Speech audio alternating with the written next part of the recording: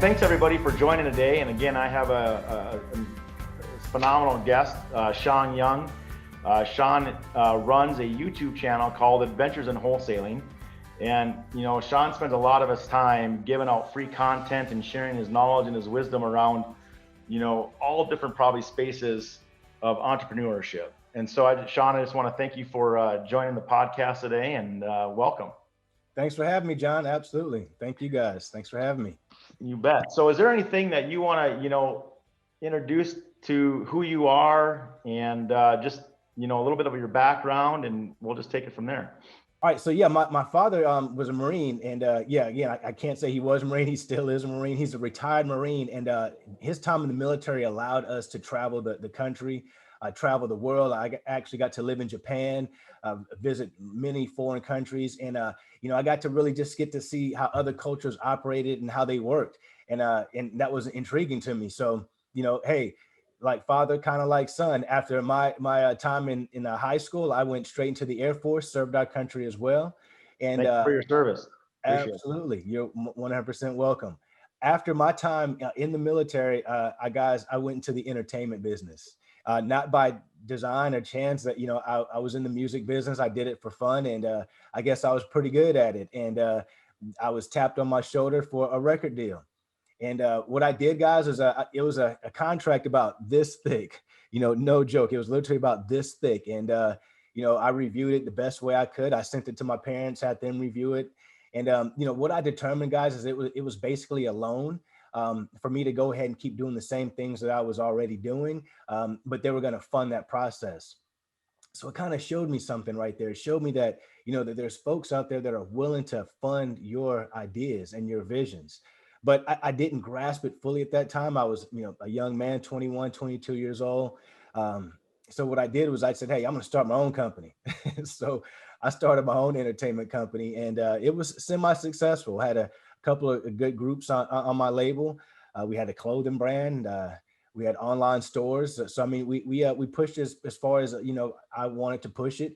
And then I moved into other areas. So what's interesting is that you mentioned that, it wasn't necessarily by design, right, that you got into the entertainment space. So what was it, or how did that kind of, happen? I mean, and a lot of times that we do things throughout life, things just because of the decisions and things that we make, sometimes we fall into certain areas. But was it because you had a background in entertainment or music, or was it due to more of your travels, or, kind of what was that? It was a combination of both, and through my travels and meeting people, I met a lot of folks that were into the music business, and based upon that dynamic is how I fumbled with music myself. And I guess I had a good look and a good sound that companies felt would be marketable. So that when I say I fumbled into it, I was really actually just helping other people. I was like an assistant or a backup, or I would just do stuff for other folks, so to speak. And I ended up getting enough notice or shine doing that to where I had my own opportunities. And actually, guys, that wasn't my cup of tea. So I as you see that I didn't continue with that music career aspect as far as being the entertainer. I created I went the entrepreneurial route. That was what was in my bones, was to create a company to see how could I expand this? How could I make money without me going on stage being that performer? So talk about a little bit about that, because you mentioned that your father is still a Marine, right? Absolutely. You served our country in the Air Force, and so you talked about you've seen a lot of the world and different people, different cultures. And did your father have an entrepreneurial spirit or mind, or was it just something that you just had a calling for, or just kind of an excitement to kind of because when I think about military, right, and the disciplines and things that you guys have to go through, it's really interesting to me to think about that you would come out of the Air Force and wanting to expand into more of a entrepreneurial mindset versus maybe, and again, this is just, I'm thinking of military and my father, just really disciplined. He served our military as well, and just the discipline and the corporate structure and things like that. So obviously, there's a lot of experiences you learn from the military in your travels, and it probably makes you even probably a better entrepreneur to understand many different areas and scenarios. Indeed, you're absolutely right, John. And one thing that I learned from my father, my father was not an entrepreneurial man. He's not an entrepreneur. He is a hard worker. Right now, to this day, he works for a pharmaceutical company, and he's like the regional manager or the East Coast manager of a I'm not going to say the company, but it's a very large Sure. pharmaceutical company. So he's a hard worker. That's what my father taught me growing up is, if you're going to say that you're going to do something, do it. And, do it to the best of your ability, because it's your name on it at the end of the day. Give it your best. If you're playing a team, do your part to make sure that the team wins. Those are the type of to be a leader, not wait around for opportunities, not wait for things to fall in your lap, to go get it. Those are things that he taught me. So he developed an entrepreneur in me without actually trying to do that, but just based on the dynamics of how my energies and my aspirations were, I couldn't really sit at a job for too long. So even though I started the entertainment company, guys, after the military, I did work at jobs. I did have jobs, and I worked in sales, and again, that was something that I didn't think I could do or had a plan on doing. I just fell into that as well. But these sales positions and the entrepreneurial type, starting your own record companies, all these things really help develop me and develop my mindset to understand what it takes to be an entrepreneur versus having an entrepreneurial spirit. Because they're two different things. They're So, definitely talk about a little bit about that what you just said. I think that's, when you talk about, they're two different things. So do you want to elaborate a little bit on that, Shaun? absolutely. And guys, it's nothing. And I think you have to identify who you are and where you are in that space, because the entrepreneurial spirit is, hey, I want to do something other than what I'm doing. I'm getting tired of going to my job, or, I feel like I want to make more money for myself or give my family a better life. But I just don't know how to do it. But I want to do something. I think I could maybe, you know, sell baseball cards, whatever it is you're thinking of or contemplating, but you just think about it. It stays in your head. It's like a cerebral thing. It's like an imagination, basically. It's something that you imagine until you actually put it into action. So that's what the divider between being an entrepreneurial spirited person and an entrepreneur. The entrepreneur is going to go out there, fail him or herself forward, their way forward, trying to figure out what it is that they're trying to do, because they know that they can get it done. It's just a matter of time before they get it done. So that's what an entrepreneur will do. They'll put it all on the line. They'll look kind of crazy to folks on the outside looking in, even, to those folks who are used to the entrepreneurial spirit, but don't have that entrepreneurial mindset yet. They'll look kind of insane. And I think you made a really good separation between the two, because there's a lot of people, right, that, they'll show up, go to work every single day, and they have the ideas or the the wish, I guess, to do something entrepreneurial, right? Like they think that they want to do that, right? But Mhm. when the rubber hits the road, are they willing to sacrifice? Are they willing to give up a the comfort zone, right? Because I think when you're an entrepreneur, you got to learn how to be very uncomfortable a lot of the time, right? Indeed. And so, the constant paycheck, the comfortability of the norm, or of what you can rely on, right? To really separate yourself, to have that, to be an entrepreneur, you have to be able to recognize and be willing to fail, Mhm. right? And to learn from those failures, and to continue to persevere. I mean, I'm looking at your signs behind you: persistence, success, hustle, Absolutely. right? Grind. And something I've always said is that there's really no shortcut to greatness. Not And at all. we look at a lot of people who have been, successful, right? And we look up to a lot of different people, but we don't know necessarily the journey, the grind, the blood, the sweat, the tears, and the failures, right? And I know we talk a lot about that, but being an entrepreneur and living in that world, it's scary, Indeed. right? Indeed. I mean, because you don't know. I mean, there is no guarantees of what you're doing, right? And you could have the greatest idea, Mhm. but if you don't execute, you don't put the processes and the people and the strategies together, it's just an idea. But I would say, to that too, is that talk a little bit about, as an entrepreneur, I believe that we have to invest in ourselves, right? And I think a lot of people miss that, right? I think that, and again, spending money as an entrepreneur is difficult because it's an opportunity cost of, do I do I enjoy life a little bit today, or do I reinvest in that business? And you know, and a lot of times you're not sure what the known is going to be.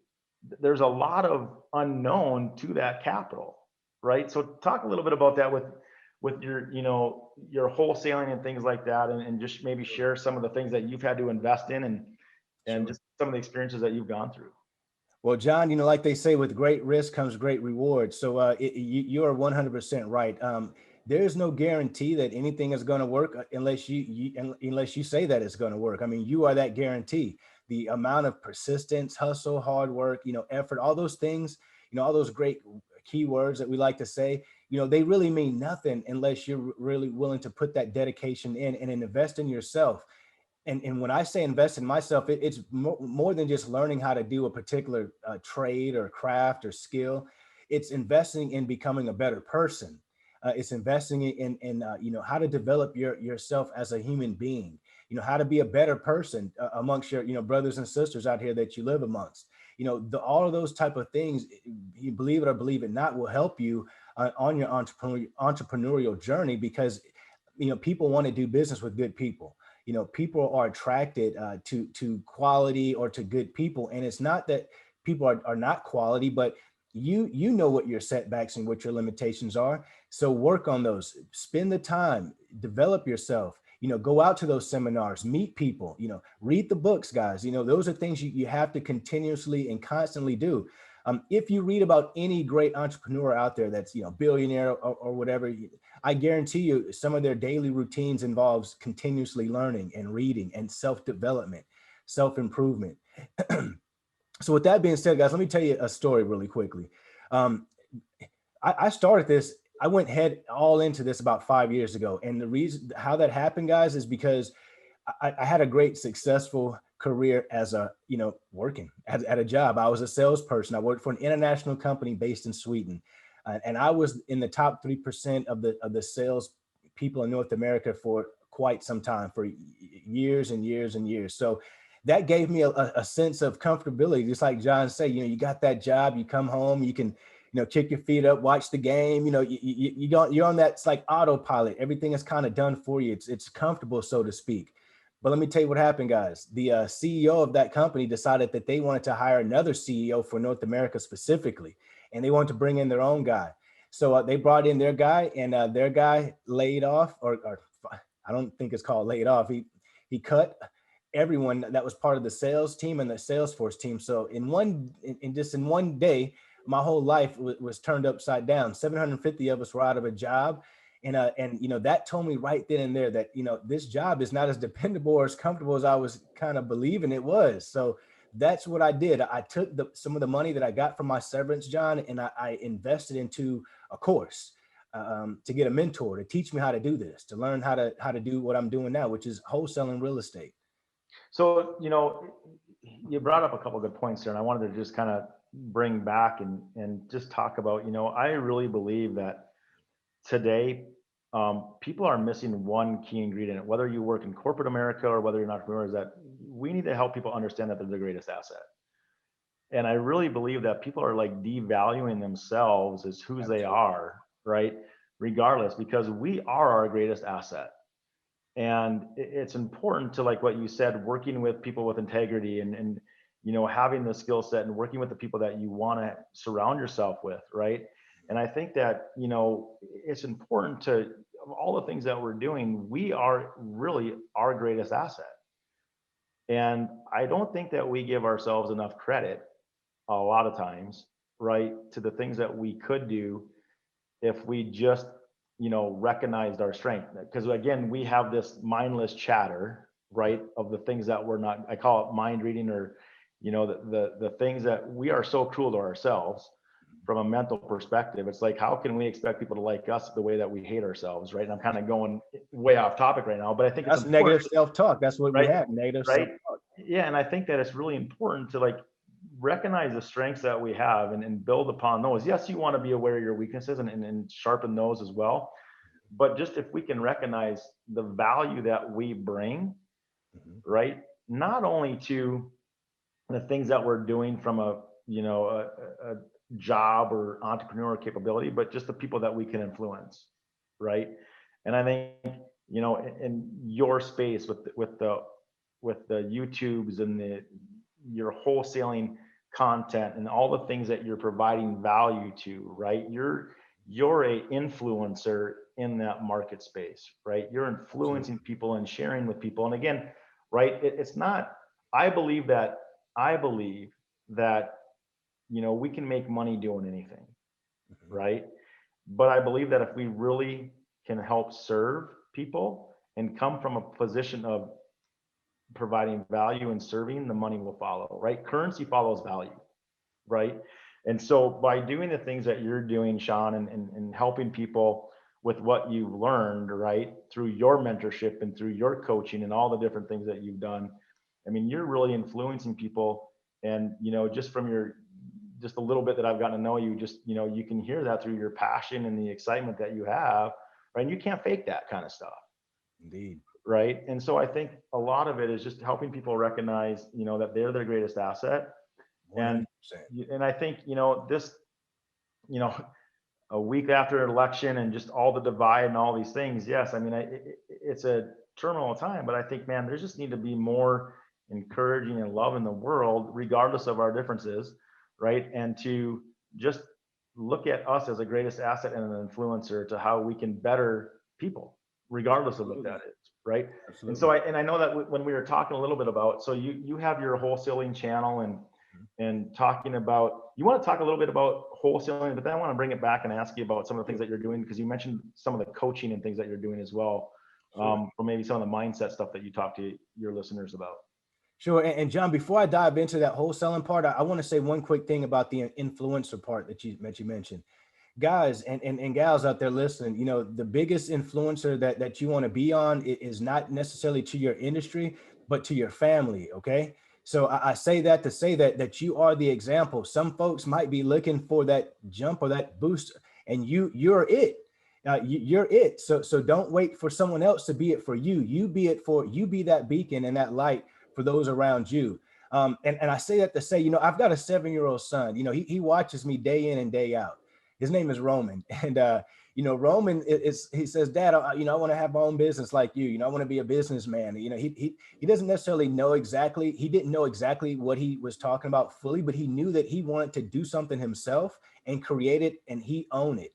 So at first he wanted to bake cookies. We looked at that and explored that idea. Then he said, you know what, Dad, I want to create my own clothing brand. I said, okay.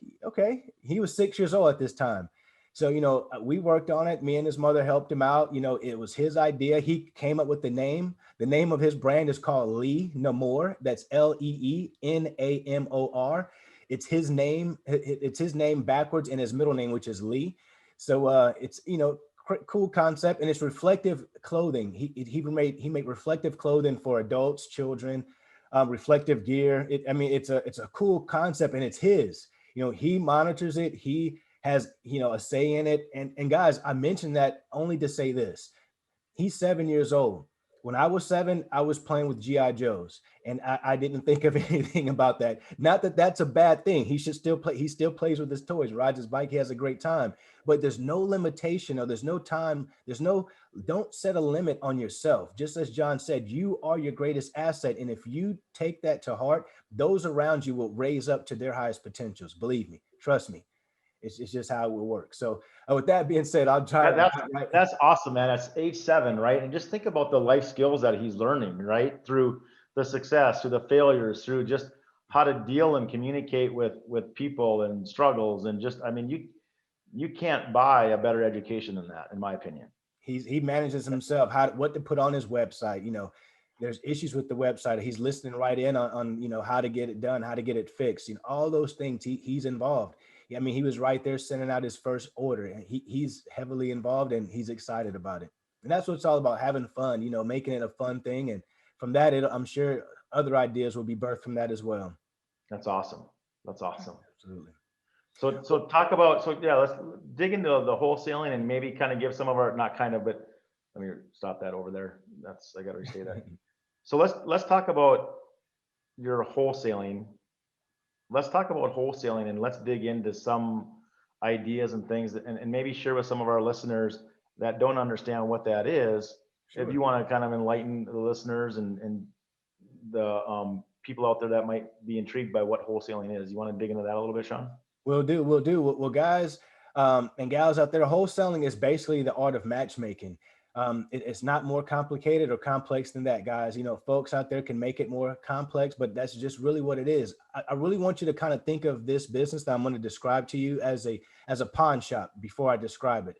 Think of it as being a pawn shop. All right.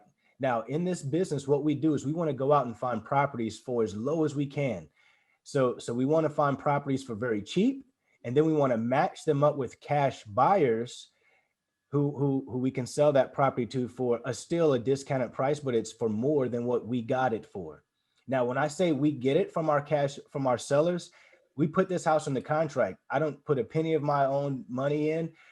What I do is I find motivated sellers. What a motivated seller is someone who may be in a divorce situation. They've got an inheritance property. They live in California. The property's in Georgia. They don't want to even deal with it. Could be a tax lien on a property. Could just be a property that's sitting vacant, being a liability to somebody versus an asset. So we come in as a solution, offer them the ability to purchase that property.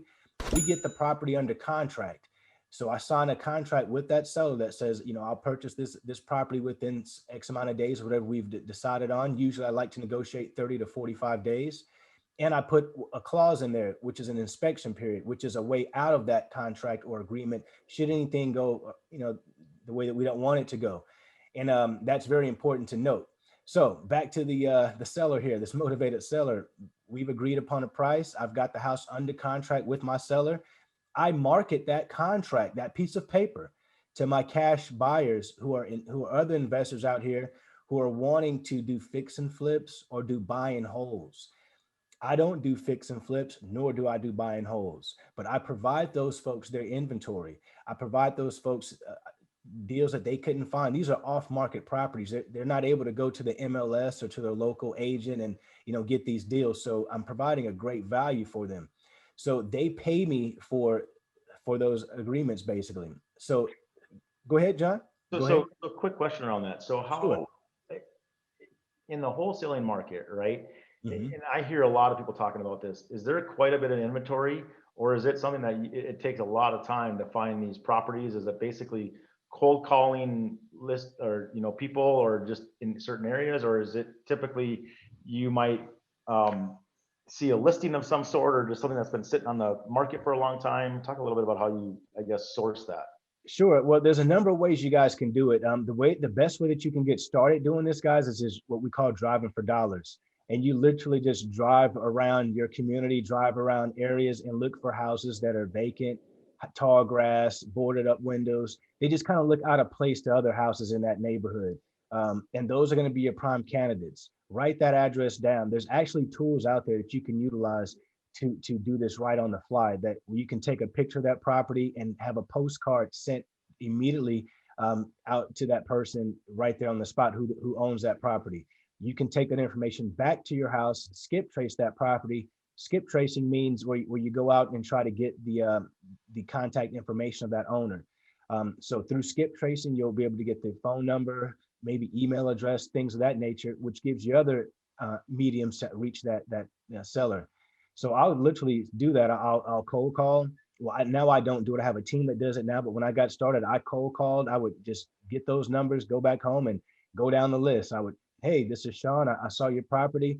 You know, are you potentially one? Is it potentially open for sale? And we open up the conversation from there. And you mentioned that you don't have to put any money down, because what you're doing is you're just securing the contract, and then you're within your network, you're going out with all the people that are wanting to do buy and holds, fix and flips, and you obviously have a huge database that you can send that property out, and then based on what people are looking for, then they'll make a deal or an offer, and you guys negotiate the purchase price versus what you got it for, right? Absolutely. And the great thing about that is those buyers, a lot of those buyers who are in my database, they give me a specific criteria. They say, Shaun, I want 3 bedrooms, 2 baths on the southwest side of town. And, I'm willing to spend, 150,000 on the purchase and the rehab costs. Hmm. So now if you find them something within that realm, they're going to buy it all day long. So you're golden to them. But listen, you don't work for your cash buyers, you work for yourself. So that's why you have a plethora of cash buyers to offer that to, so that you can get the best price for that, as John said. Because the example would be, let's say I got a property for $30,000. The ARV, which is the after repair value, what it's worth when it's all fixed up, is $100,000 for this example. I market my property to my cash buyers, let's say for 55,000. Mhm. So that spread in the difference, that the difference between the 55 and the 30 is what's called a wholesale fee. That's what I get.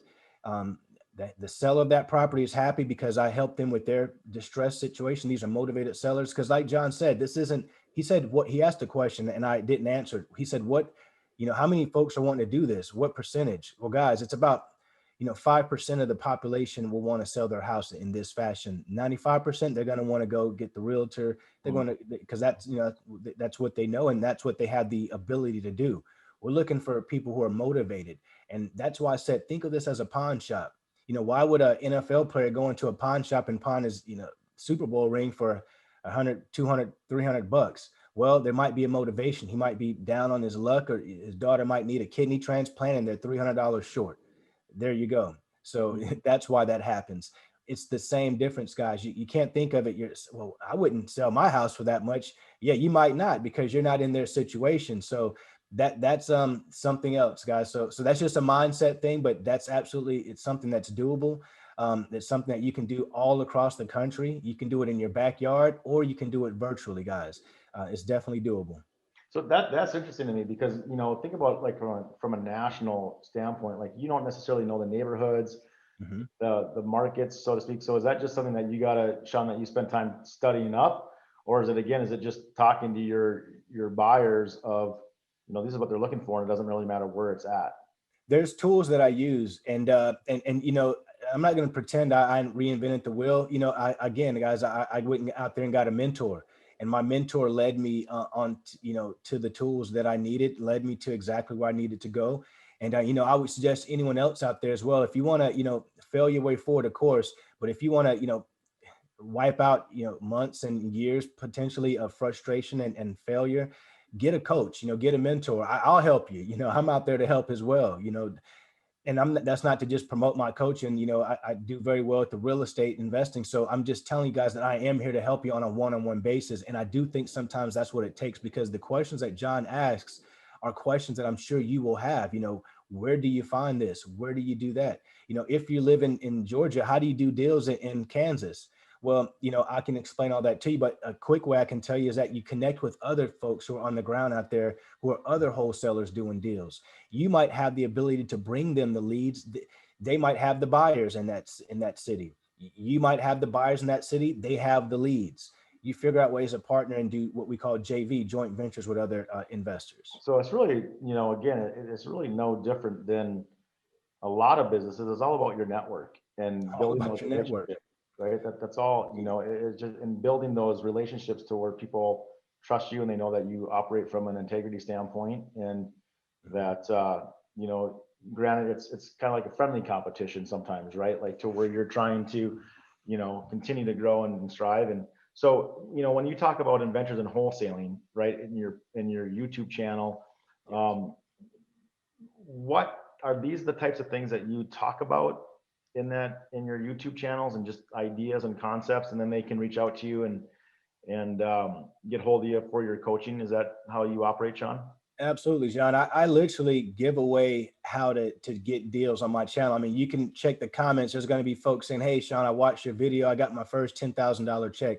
This is just from watching the content that I put out on YouTube, guys. So absolutely, there's no bait and switch. I mean, like if you head on over to my channel, you'll definitely get the content that you need to get yourself started. And I don't care where you are. I don't care if you don't have a penny. Rock bottom is always a solid foundation. So give yourself no excuses to get started, guys. The content is there. Even if you don't find my content useful, guys, it's out there. So don't give yourselves excuses, but I'm more than willing to help. And as John said, my channel is full of great content, step-by-step instructions, actually. So why don't you give the URL to your channel and how people can get hold of you, Shaun? Sure. Well, guys, my coaching, if you guys want to reach out to me for coaching, it's adventuresinwholesaling.com. If you guys would like to send me an email for questions, maybe you want to set up a consultation call, I offer those as well. You can reach me at adventuresinwholesaling@gmail.com. And guys, also again, have a YouTube channel that's full of content, full of free information, full of demos, all ride-alongs. Guys, I'm doing it all. I'm giving it all to you. And that channel is called Adventures in Wholesaling, and it's on YouTube, guys. Please subscribe. You got a lot of stuff going on. So talk about the coaching, Shaun. Are you doing coaching in more of the wholesaling, or do you also kind of branch off and do some coaching on mindset training and things like that as well? Or does it kind of all kind of tailor together with the wholesaling and the mindset, getting the mindset right, and the experiences and the grind that you're gonna have to go through to do that? Well, actually, John, that's a great question. My coaching actually combines both, because I think mindset is a huge component to one's success. And I also have a book that I didn't mention, at Adventures in Wholesaling as well, guys. That's it's available on all of your book platforms, Amazon, Barnes and Nobles. And that book, the first chapter talks about what you just said, mindset. The first chapter is all about mindset, because you got to have your mind in the right mindset in order Right. to go about doing anything.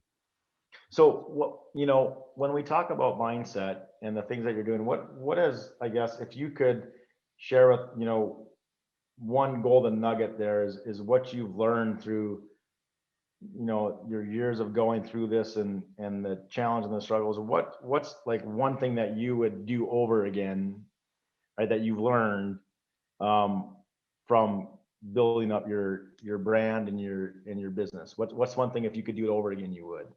Okay, guys, the one thing that I would do over again is I would definitely, now that I understand the speed of implementation, I would start doing things much quicker than sitting around and kind of, does this work? Does that work? Waiting for all the lights to turn green before I'm gonna head to my destination. That's never gonna be that, and that's what I did. I slowed my progress down. I didn't hire folks. I didn't have confidence that other folks could do the things that I would task them to do. All these things were part of your mindset, guys. These are all part of my growth and development, things that I still work on to this day.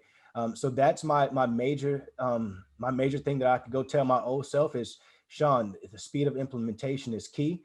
The faster you move on your ideas, the faster it's going to happen. Awesome. Okay, so what's one thing that you contribute to your success that you see yourself doing on a daily day basis, right? That you want to repeat, and just something that's really helped you from either a mindset standpoint or just on the day-to-day grind of what you run in your business. What's the one thing that you would say that this is something that every entrepreneur should think about doing? Well, definitely develop some daily habits. I touched on that a little bit earlier, guys. And I've got a whiteboard next to me here that's full of great quotes that I write down. And when I wake up, I fall out of bed and I do push-ups. I get my blood flowing. I have an app that everyone can go and get. It's a free app on the App Store, or whatever phone service you use. It's called 12 Minutes, or 12 MIN. And it goes through books in 12 minutes. So I'll Really? absolutely, it's an awesome app. Like almost any book you could think of, it'll give you a breakdown of that. And it's not just it's a great breakdown of the book within 12 minutes.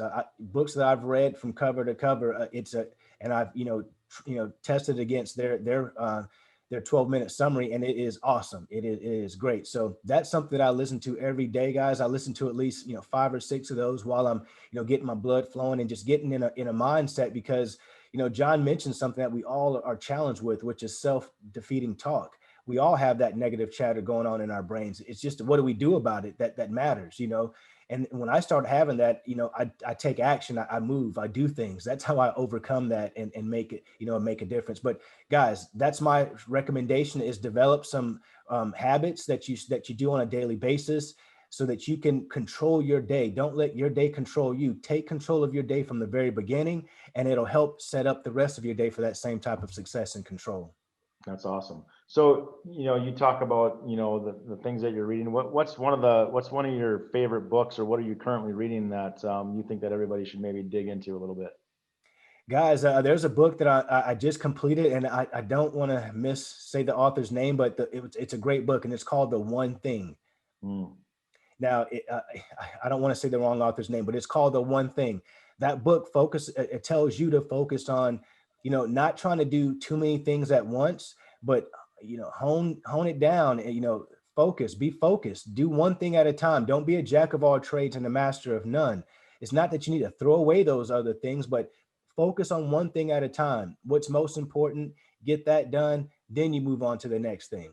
I talk a lot about, picking your lane and owning it, right? Like, and don't be afraid to delegate, like find out what your strengths are, right? And pick your lane. Absolutely. And stay focused in that area and master that, right? To your comment of, be a master of one, not a jack of all trades or master of none, right? I mean, it's kind of the idea there. Well, awesome, man. Well, I really fast appreciate alone, you go far together. That's what they say. So yeah. Say that again. I think that's an awesome quote. I say you go fast alone, you go far together. It's awesome. Yeah.